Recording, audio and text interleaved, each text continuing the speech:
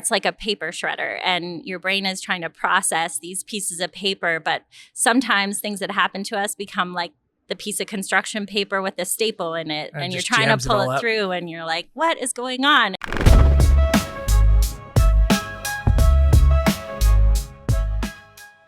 Ladies and gentlemen, welcome back to another episode of Airdrie Inside. I am your host, Chris Glass. I am here at Micro Acres. Again, they have opened up their space to allow us to continue this podcast. Please come out and support them if you ever get a chance to tour this facility. It's absolutely amazing. I am here with Kristy McConnell from Off the Beaten Path. Kristy, welcome to the show. Thanks for having me. It feels special and unique, especially here. Doesn't it smell great? It smells so good, yes. And I find every time I host a show here, my skin gets all dewy and, I really feel hydrated. It's a very nice climate That's in here. awesome. I hope that happens for me too. So, Kristy, I've been trying to book you on the show for a bit. And I finally got around to doing the work on my end to get you to come out. Why don't you tell me a little bit about yourself and your connection to the city? Sure. I'm Kristy McConnell. I'm a registered psychologist. I came to Airdrie about 12-ish years ago. I moved here with our family. And when I got here, I actually started working as a school psychologist for Rocky View Schools and worked there for about a decade. Oh, wow. As a psychologist going around to all the schools in Airdrie and supporting mental health and assessment for folks in schools. And eventually I started to run after having my children and did a few marathons. And long story short, maybe, the way Off the Beaten Path came to fruition was I was on a marathon training run, and I had a running coach because nobody, I think, can run a marathon without support. And I was thinking about how it's been so good running for my mental health, but paying for a coach is expensive. Yeah. And wouldn't it be nice to claim it on my benefits somehow? So that kind of like was the genesis of the idea of like mental health, running, combining it, and it just kind of went from there. So that I started it in 2017, just kind of on the side. And fast forward to today, I have 9 other psychologists that work with me. Wow. And we do provide support for folks both in office and outdoors, also in Cochrane and Calgary. And I love Airdrie. Raised my 3 kids here. They're teenagers now.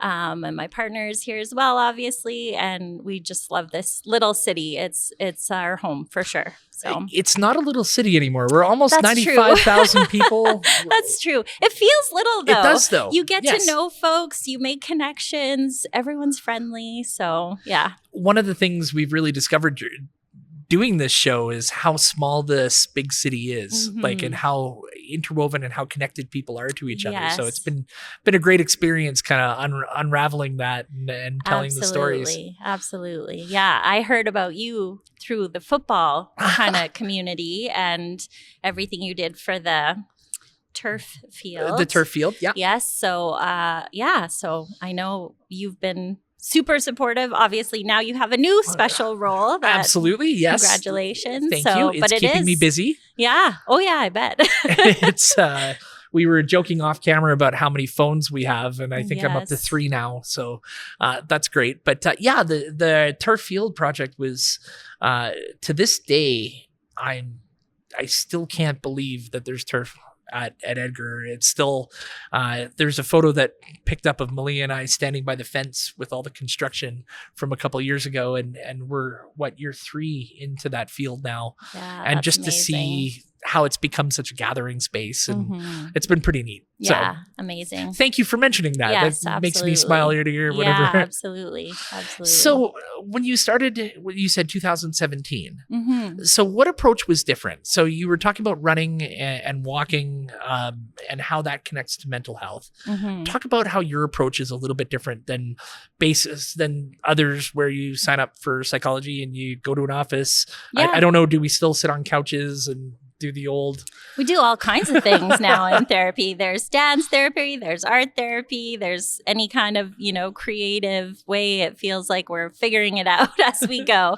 But in terms of what Off the Beaten Path does is we did combine movement with therapy. So the nervous system, we're all unique, right? We all have ways of storing information, material, past experiences, present experiences in different ways. And being outside in nature for some folks, it can be healing by itself, right? Like you mentioned, like my dewy face now and the smells and all the sensory experience of being outside. It's also expansive, right? So if somebody feels kind of like closed in and maybe doesn't like those small spaces, it can be really helpful. So that unique approach is taking it outside and going for walks with clients or runs. I don't have many runners these days. It's a few folks once in a while, but it's thankfully not all the time because I don't know if I'd be able to keep up anymore. Yeah, if you have 5 appointments a day and the last person wants to go for,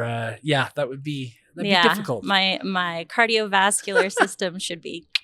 But yes, it's great. Like Nose Creek obviously is a great walking system path. Lots of like easy kind of loops there where you can loop around, come back, do an extra long loop, whatever is needed. And at the same time, going through kind of a more traditional therapy approach, correct? Can be, yeah. Okay. So in terms of like how the outdoor supports the therapeutic relationship is there's lots of natural metaphors, right? When you're outside, things like if I pick up 2 rocks, they're the same but very different, which can also be a metaphor for how we experience similar life events. And one can stay stuck as like I failed maybe, or I didn't. I should have done something different. Yeah. And another very similar experience can be okay, or I feel good about how I handled things. And so we can look at those rocks and identify that they're both beautiful in their own way, and utilize that in the therapeutic process, which might be different than in an office space. That nervous system too, the way we orient to outdoors, the fight, flight, freeze, that system that's always kind of operating under the surface. Yeah. We know that being out in nature kind of helps dampen the system a little bit. So we're starting from a different baseline of arousal for a lot of folks, right? So if somebody's experienced maybe trauma in their backgrounds or things like that, we sometimes will observe like a keyed up kind of system, and being outside in nature helps to kind of bring that baseline down. So you're starting at a different point, which can be really helpful. Folks maybe that have like neurodivergence, ADHD, or if they've have PTSD or other different letters combinations that come together, that can be helpful. They don't have to look like you and I are straight across at each other. Yeah. We can kind of walk in parallel, and it helps the system move the material a little differently. So now, how accepted is this approach? Like the reason why I thought this was a cool story to tell is because it made sense to me putting it together, right? Like I've always found like when you're in an office, even not just for therapy, but when you get called into the principal's office or your boss's office, it doesn't feel relaxing. That the act of that feels tense. Yes. You know? Yeah. So this just makes sense to me. So how many other people are doing this? Is this a common practice yet, or is this emerging? It's definitely more common, I would say. When I started in 2017, I was looking online everywhere. I found 2 folks. One, her name was Sepadia. I consulted with her. She operated in Santa Monica, California. I'm like, must be nice for you. Much better out. Yeah. Not better our December. -40. Yeah. Yeah, exactly. And then there was another fellow in the United Kingdom, Wallen, I think was his last name. But I consulted with both of them, and they obviously found it was super helpful, but I couldn't find anyone else at the time that kind of used it as their core offering, I suppose. Yeah. There was a psychiatrist who had written a book about taking folks that were in like an inpatient program out for walks and noticing the benefit. So there was kind of these echoes around about it, but now I would say I hear about it all the time. Yeah. There's, a few practices in Calgary. There's a really nice fellow out in Edmonton that him and I have connected, Corey McDonald, and he's focused on the outdoor therapeutic space as well. So I definitely think it's out there now. So. Well, like I said, it just makes so much more sense. I feel more relaxed when I'm going for a walk and more at ease. I don't feel that way when I'm running, but I'm asthmatic. So, it's a little bit harder. And the other part of your practice that I wanted to talk about, and I've got to work really hard to get this right.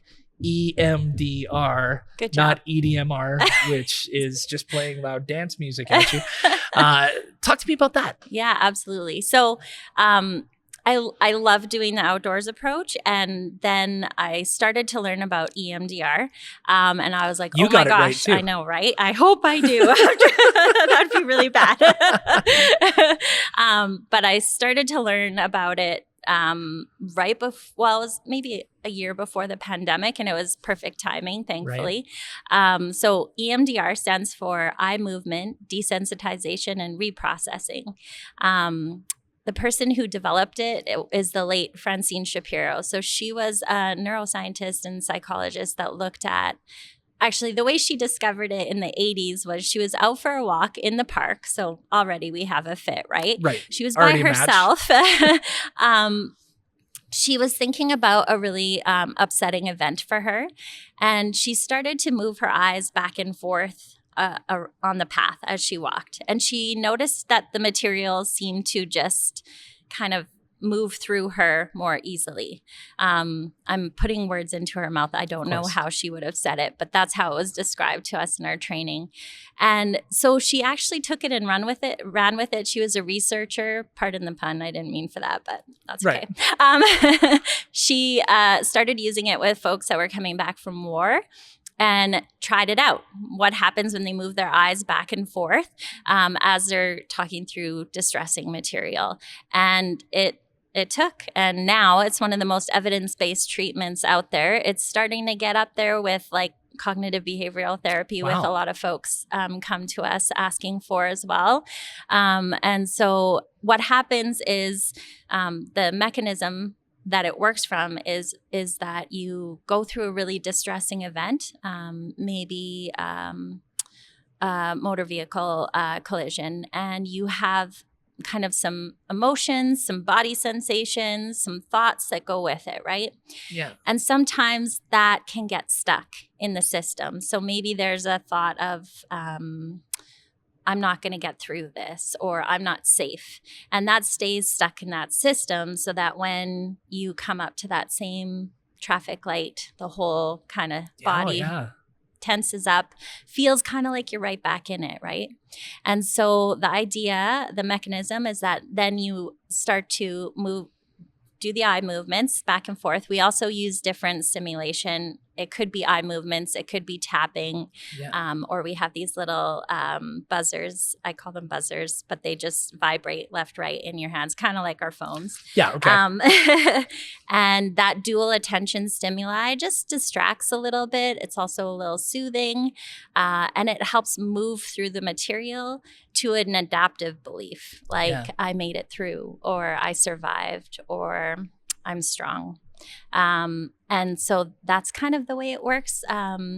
Walking outdoors is naturally bilateral. So as we go left, right, we're kind of doing EMDR in a way that we don't even know, right? So so that's when I kind of was like, oh, maybe we could put this together. We still, of course, do it in office. We sometimes do it outside, sometimes not, but that's what EMDR is, and that's how we also link it in our practice. So, wow, that's it's amazing how the mind works and how processing emotions and processing feelings can be affected by outside stimulus like that. That's such a different way of looking at it, as opposed to just, hey, I'm going to talk about it and go through it and go through there.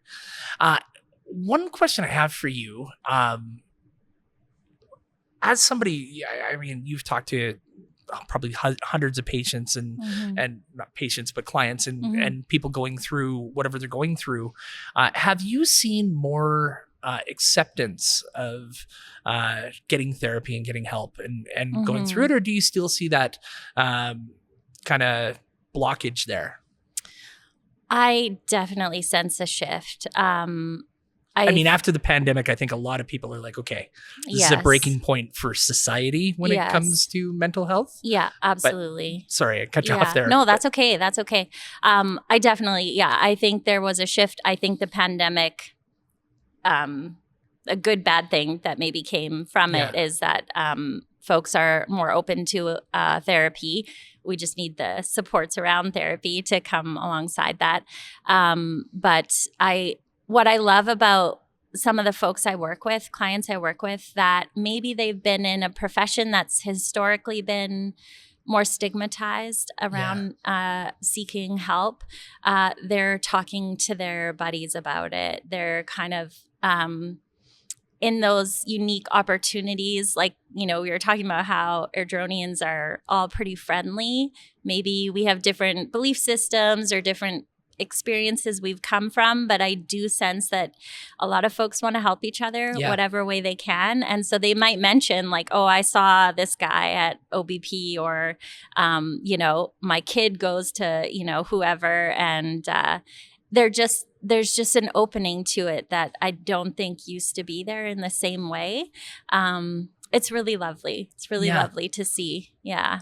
I think it's so funny that the brain gets treated so differently than other body parts, right? Like if you're a high performance athlete, you would have no problem going to see a nutritionist. You'd have no problem going to see physiotherapy when you hurt yourself.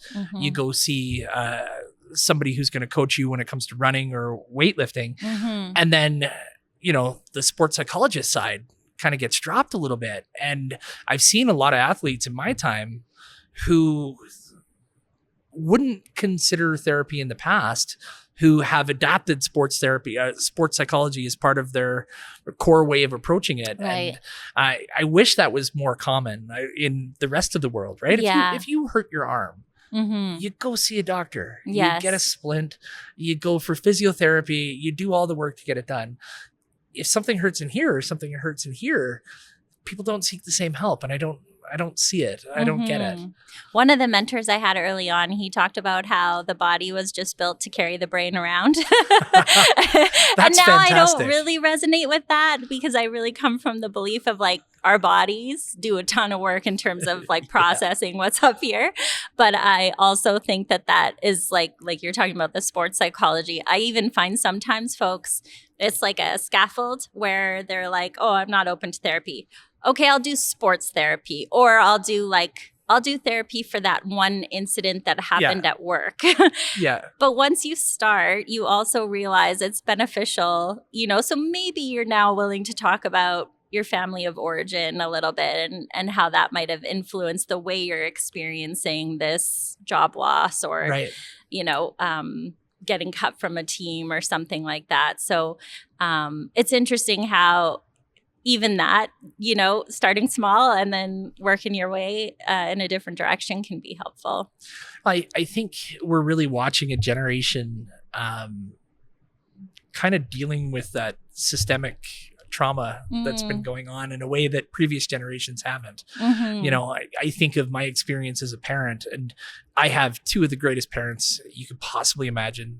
We were so lucky that the generational trauma ended before their time or ended with them, and they didn't pass it on to our generation. But I see a lot of people going through, now I'm a parent, now I have kids, and I didn't necessarily have the skills to do that taught to me. Right. So we see a whole generation of people going, okay, I want to be better than that, and I want to do that. So I think it's an interesting time, and I wonder where this is going to end up for our children. I see that a lot. Like I see the folks that come and they're like, I don't know what to do, but I know I don't want to do it the way I experienced growing up, or even honestly, folks that it's like you said, it's not these significant acts of commission, like I was neglected or something like that. But it's like those little meta messages of like, make sure you get straight A's, or or I'm proud of you when you get the straight A's, right? But what happens to the rest of it, kind of thing. So, and sometimes it gets stuck, right? And you don't know what it's going to be. Like I mentioned the accident or a car accident before, and lots of people go through those and they don't carry around a belief that is unhelpful. Yeah.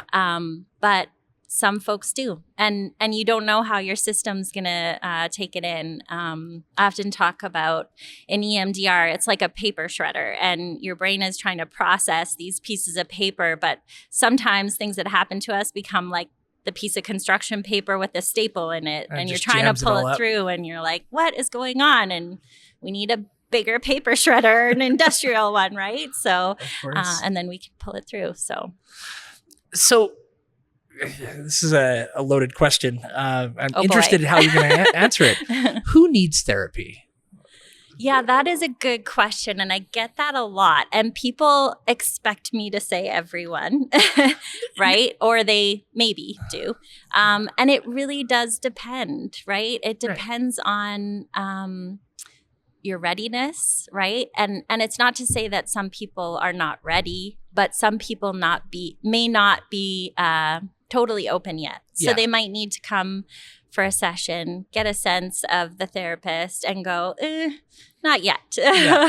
And some people might not realize that maybe things they're doing are impacting others around them, but their family is aware of it, and they need to be the one that kind of figures oh wait, something's going on here, and I want to change it. So in terms of who needs therapy, I think it can be someone that is, like I said, just experiencing a stuckness where they need someone to help see it from a different perspective, or be open to what might be underneath that we're not always aware of. And I don't think it's like, oh, you've been through a big event, you must need therapy. You know, I think there was a time where, and I heard it in my kids or folks that I worked with that were in a different, I want to say population. I don't know what they were watching. I don't know what it is, but they'd be like, oh, I'm going to get PTSD from that. Right. And that's not always true. So, so I don't know if that helped answer your question very much, but I think it really does depend, which is also a very psychologist answer to a question. Yes. You didn't give me a straight definitive answer on what steps to take, which I like. What I was trying to get at, though, and I think you did a good job of talking about it, is it's not necessarily somebody who's been through a traumatic event or had a traumatic childhood. It can be for people who feel stuck, for people who feel disconnected. You know, so don't be closed-minded to it is what I'm getting at. Right. Yeah, absolutely. And I think as therapists, we have to also be open to that, right? Where folks it might be time to try a different approach, or it might be time to take a break and then come back later on, right? Sometimes I'll say to clients, like, let's wait for a while, and then if you need a top up, come back for a top up, kind of thing.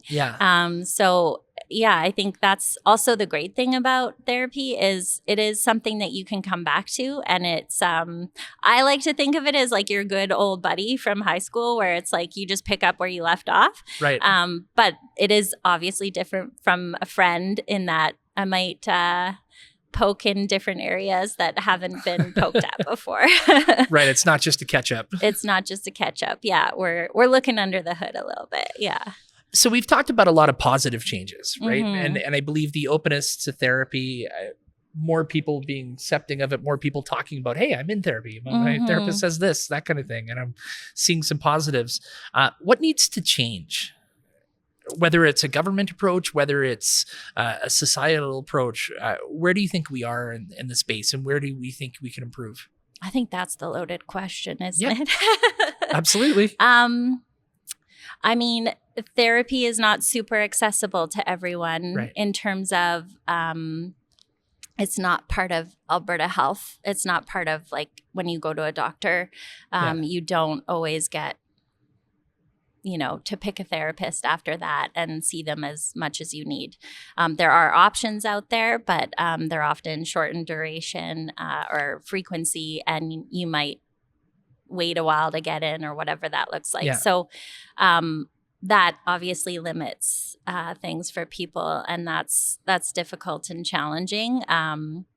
And I'm really glad folks like you are in government that can hopefully help answer those questions. Thank you for that. Yes, and I suppose municipal, provincial, where we go with that is a whole nother discussion. But I do think that the great thing about the systems and where people are at is that there is more awareness of how important mental health is and mental wellness, that I think there's undercurrents now, right? Of like, you can't just treat the wound and not also look at the fact that they're, really struggling to get through a day because their depression is so bad. So we kind of have to look at the whole person, and how we do that is maybe some things. There's definitely room for improvement as a society there and our systems. But I was in civil service for a long time as an educator. And I am so grateful that now I'm so grateful for that experience, but I'm also very grateful for the folks that come to my office now. They're ready to do the work. They show up. They want to make changes in their life. And I'm very blessed and fortunate to go through that with them. Again, I know I didn't answer your question That's okay. at all, but I'm hoping someone else out there fixes it all. It's part of the discussion and conversation. I think conversations like this are important for people to see and hear, and to provoke thought. We had Kim Titus on from the Thumbs Up Foundation, and it was a very thought-provoking exercise for me, because thinking of the cost that we pay for not supporting therapy and not supporting mental health, putting a price tag is one, but putting the actual people cost is another. And I think if we took the approach that we take with like workers' comp is all about, how can we prevent this so we don't have to pay this amount of money in the future, but we don't take the mental health side the same way. Right. And I couldn't imagine what that cost is. Like if you put a dollar figure on lost productivity, police resources, ambulatory resources, prison resources on not dealing with mental health, what that could be. So just, it's eye-opening. I do think there's ripples, right? Like you mentioned police or some of those, I think you mentioned before, corrections worker that came on the show, and their benefits have improved vastly from where they were before, because there's an awareness of we can't just talk about the one incident that happened at work when we know there's going to be other incidents, and the way they're coming to the profession from the experiences they've gone through is really a big part of the story, right? So if like workers' comp, we just treat the one thing that caused the injury, okay, you might fix it for a little while, and the very next time something comes up, it might, like, the whole system might be a little shaky. So I know when I was a teacher, I taught special ed for the first 5 years of my career. And I loved my students. I had them for multiple years. That was kind of the program I ran. And I also was so out of my scope, right? Like the trauma and the struggle that those kids had, most of them were in group homes. They had, severe either mental illness or were coming from traumatic backgrounds that I had no idea what I was doing.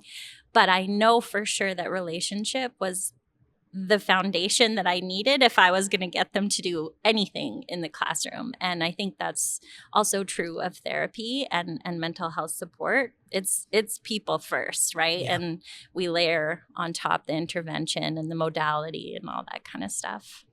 So one more loaded question for you. Oh, great. And I think you can answer this though. Yeah. I think this is less open-ended. Okay. If there's a listener out there that's struggling, or if there's a listener out there who might need support, how do they know when it's time? When it's time to ask? What is that moment where people can go, okay, this is where I can't kind of white knuckle my way through it? I guess maybe when you're thinking of white knuckling is kind of a good starting point, but when does somebody go, it's time for me to reach out and it's time for me to look for help? I think if you're asking that question, you already know the answer. I think even asking the question can be helpful unto itself, because you've now expanded your mind, right? You've now become flexible, that it might not just be white knuckling that is going to be the only thing that gets you through. So what's great about therapy and kind of being open to it is it's not like you sign up for 10, well, maybe there's some places that do that, but generally speaking, you're not like, all right, you're handcuffed to the chair and So the thing I would say though, before you come to therapy, is talk to your natural supports first, right? Like talk to your colleague at the office, or, your neighbor, or whoever you talk to. If that feels like a good place to start, because I often think, I know for sure that relationship is healing unto itself.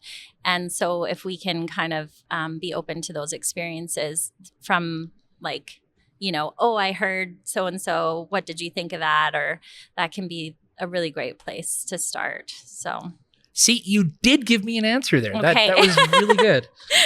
And I can already tell you're a super humble person, but now's your chance to brag a little bit about Off the Beaten Path and where people can go to find more information. Oh, okay, cool. So please talk about your business, talk about where people can go to find out more information if they are motivated to seek out some guidance and some assistance.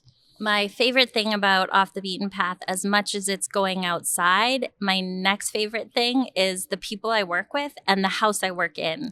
Awesome. So Off the Beaten Path here in Airdrie is in Naughton Place, which was it's an old historic home from 1892 is the first land title. I know from some of the folks at the city that it's not actually Naughton. It should have been Nanton, but we didn't read the title properly, but we've kept the name. So it's just off First Street there, and I love going to that old home every day. Right. So you guys should come and film there sometime if we you would like. Love that. The folks I work with are all folks I adore. A lot of them have come from the experience of working in schools or in helping professions in some way previously. We all offer outdoor sessions or in office. So that's the great thing. We have folks like Carlin and Jamie and Nicole and Juanita that do things like play therapy as well. Or you might see Carlin out with his disc golf and kids that he works with. We have like Jolene, who's really great at working with older folks if they're open to that, and grief and dealing with that kind of phase and transition of life that can be hard when you start losing folks. And we have Jennifer, who's amazing with couples. Like I work with the best, coolest people, so I'll definitely brag about them. And now that we have a spot in Cochrane and Calgary, that's also lovely for folks to come and see other people too. So I want to make sure I mention everyone though. So I also have to mention Tiffany. She also works with kids, and I have to mention Christine, who we adore because she's got this gentle but direct approach with folks. Gosh, I hope I didn't forget anyone, but I have a great group. And Off the Beaten Path, you can find us online. We try to write blogs so that people can also get informed around mental health and what our approach is, EMDR in particular. I was fortunate to do my consultant training, so I'm able to consult to other therapists now about EMDR. I think, I don't know, did I do an okay job? That was another job. Okay. You did a great job answering that. Yeah. Kristy, it's been my pleasure having you on the show. And thanks so much for having me. I really appreciate you coming out to Microacres here. And, it's so perfect with off the beaten path. Like we're kind of outside. Right. You should walk right through, get a sniff, and then continue on with your walk. There you go. Again, my pleasure. Thank you so much for being on the show. Yeah, thanks for having me. And thank you so much for coming on the show. I'm your host, Chris Glass. We are here at Microacres, and we'll be back with more great episodes shortly.